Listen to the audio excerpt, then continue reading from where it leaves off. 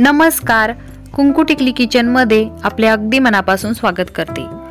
तर काल प्रबोधनी एकादशी होती, म्हणजेच देवउठणी एकादशी होती आणि आजपासून तुळशी विवाहाला प्रारंभ झालेला आहे आणि उद्या असणार आहे हरिहर भेट, म्हणजे श्री विष्णू आणि शंकर यांची भेट।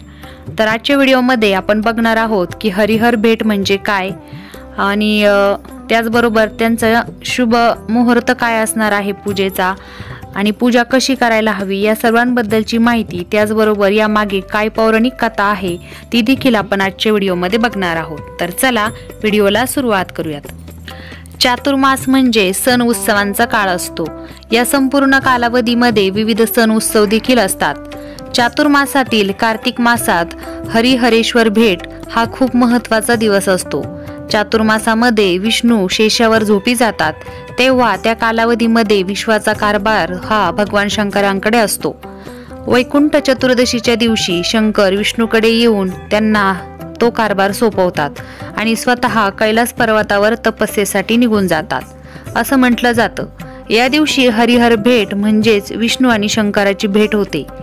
वैकुंठ चतुर्दशीचे महत्त्व, त्रिपुरारी पौर्णिमेचा आधीचा दिवस म्हणजे कार्तिक चतुर्दशी। ही चतुर्दशी वैकुंठ चतुर्दशी म्हणून साजरी केली जाते।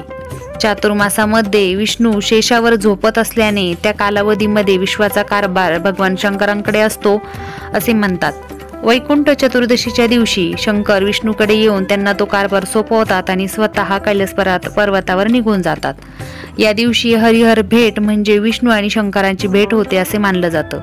या दिवशी चातुर्मासाची सांगता होत असते। या दिवशी रात्री शंकराची 1008 नावे घेऊन आणि विष्णूची सहस्रे नावे घेऊन बेलपत्र आणि तुळस वाहून पूजा केली जाते। विविध मंदिरांमध्ये तसेच अनेक कुटुंबांमध्ये देखील ही पूजा केली जाते। महाराष्ट्राबरोबरच उज्जैन, वाराणसी या शहरांमधील मंदिरांमध्ये देखील हरिहर पूजा ही केली जाते। जो कोणी वैकुंठ चतुर्दशीला भगवान विष्णूंची पूजा करतो त्याला स्वर्ग प्राप्त होत असतो असे म्हटले जाते। आयुष्याच्या शेवटी त्याला भगवान विष्णूचे निवासस्थान असलेले वैकुंठामध्ये स्थान मिळत असते अशी धार्मिक श्रद्धा आहे। वैकुंठ चतुर्दशीचा दिवस हा सामान्य स्त्री पुरुषांसाठी विष्णूचा आशीर्वाद मिळवण्याचे सर्वोत्तम साधन आहे। वैकुंठ चतुर्दशी कधी आहे, वैकुंठ चतुर्दशीचा शुभ काळ काय आहे, शुभ योग कुठले आलेले आहेत आणि महत्त्व काय आहे, त्याचबरोबर वैकुंठ चतुर्दशीला भगवान विष्णूंना कोणते शस्त्र प्राप्त झाले होते, वैकुंठ चतुर्दशीला स्वर्गाचे दार का उघडतात याविषयी आता आपण बघणार आहोत। कार्तिक महिन्याच्या शुक्ल पक्षाची चतुर्दशी तिथी शनिवार दिनांक 25 नोव्हेंबर रोजी संध्याकाळी 5:22 सुरू होईल आणि ही तिथी दुसऱ्या दिवशी म्हणजेच रविवारी 26 नोव्हेंबर रोजी दुपारी 3:53 असणार आहे। उदय तिथीच्या मान्यतेनुसार यावर्षी वैकुंठ चतुर्दशी शनिवार दिनांक 25 नोव्हेंबर रोजी असणार आहे। तर वैकुंठ चतुर्दशीचा शुभ मुहूर्त काय असणार आहे याविषयी थोडक्यात पाहूयात। तर वैकुंठ चतुर्दशीला अभिजित मुहूर्त सकाळी 11:47 सुरू होईल, तर तो दुपारी 12:29 असणार आहे। त्याचबरोबर निशिता मुहूर्त रात्री 11:41 पासून सुरू होईल आणि तो 12:35 असणार आहे। तर दिवसातील शुभ उत्तम मुहूर्त असणार आहे सकाळी 8:10 सुरू होईल, तर तो 9:30 असणार आहे। तर वैकुंठ चतुर्दशीच्या दिवशी रवियोग देखील तयार होत आहे। त्या दिवशी दुपारी 2:56 पासून रवियोग तयार होत आहे आणि हा योग दुसऱ्या दिवशी सकाळी 6:52 असणार आहे। तर वैकुंठ चतुर्दशीला स्वर्गाचे दार का उघडतात याविषयी थोडक्यात पाहूयात। तर जो कोणी वैकुंठ चतुर्दशीला भगवान विष्णूंचा आशीर्वाद प्राप्त करण्यासाठी पूजा करतो त्याला स्वर्ग प्राप्त होतो, त्यानंतर आत्म्याला वैकुंठामध्ये स्थान मिळते। वैकुंठ चतुर्दशीला सर्वसामान्यांसाठी स्वर्गाचे दरवाजे खुले राहतात, जेणेकरून त्यांना विष्णूच्या नामस्मरणाचे स्वर्ग प्राप्त होईल। नारदाच्या विनंतीवरून भगवान विष्णूंनी जय आणि विजय यांना वैकुंठ चतुर्दशीला स्वर्गाचे दरवाजे उघडे ठेवण्याचा आदेश दिला आहे। तर वैकुंठ चतुर्दशीच्या दिवशी भगवान विष्णूंना सुदर्शन चक्र देखील प्राप्त झाले होते। तर त्याविषयी काय पौराणिक कथा आहे ती आपण थोडक्यात पाहूयात। पौराणिक कथेनुसार एकदा भगवान विष्णू 1008 कमळाच्या फुलांनी भगवान शंकराची पूजा करत होते, तेव्हा महादेवाने त्यांची परीक्षा घेण्यासाठी एक कमळाचे फूल गायब केले। भगवान विष्णू शिवलिंगावर एक एक करून कमळाची फुले अर्पण करत होते। शेवटी एक फूल कमी होते। मग त्यांना वाटले की आपले डोळे देखील कमळासारखे आहेत, म्हणून ते आपला एक डोळा शिवलिंगाला अर्पण करणार होते। तेव्हा भगवान शिव प्रकट झाले आणि त्यांनी त्यांना तसे करण्यापासून रोखले। त्यांनी प्रसन्न होऊन भगवान विष्णूंना सुदर्शन चक्र हे अर्पण केले।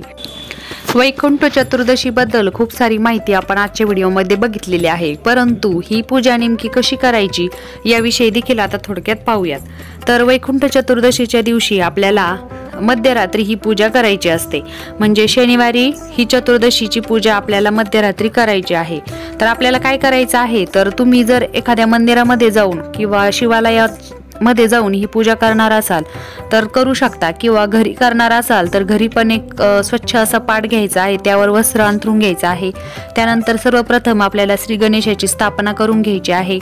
त्यानंतर आपल्याला आपल्या देवघरातील जो रंगनाथ आहे त्याची पूजा करायची आहे, किंवा तुमच्याकडे विष्णूचा फोटो किंवा शंकराचा फोटो असेल तर त्यावर देखील तुम्ही ही पूजा करू शकता, किंवा शिवपिंड आणि रंगनाथ हे प्रत्येकाच्या देवघरामध्ये असते, तर त्यावर देखील आपण ही पूजा करू शकतो। तर रंगनाथ घ्यायचा आहे, त्यांना सुरुवातीला आपल्याला पंचामृताने स्नान घालून घ्यायचं आहे। त्यानंतर आपल्याला कोमट पाण्याने त्यांना स्नान घालायचं आहे, कारण आपण मध्यरात्री ही पूजा करत आहोत, त्यामुळे आपल्याला कोमट पाण्याने स्नान घालायचं आहे। त्यानंतर एका म्हणजे त्या पाटावर आपल्याला त्या रंगनाथांची स्थापना करून घ्यायची आहे। त्याचबरोबर आपल्याला त्यांना वस्त्र अर्पण करायचं आहे।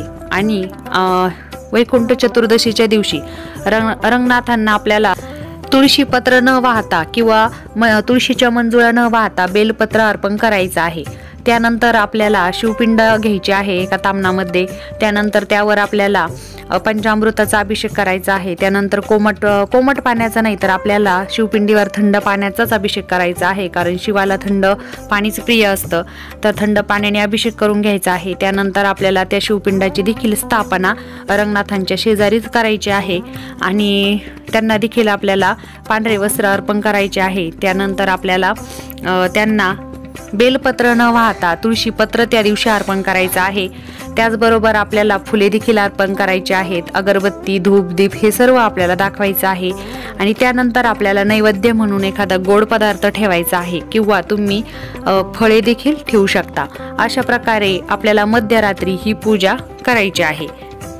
आजचा व्हिडिओ तुम्हाला कसा वाटला हे मला कमेंटमध्ये नक्की सांगा। आवडल्यास लाईक करा, शेअर करा आणि तुम्ही जर चॅनलवर नवीन असाल तर सबस्क्राईब करायला विसरू नका। भेटूयात पुन्हा नवीन व्हिडिओ सोबत, तोपर्यंत धन्यवाद।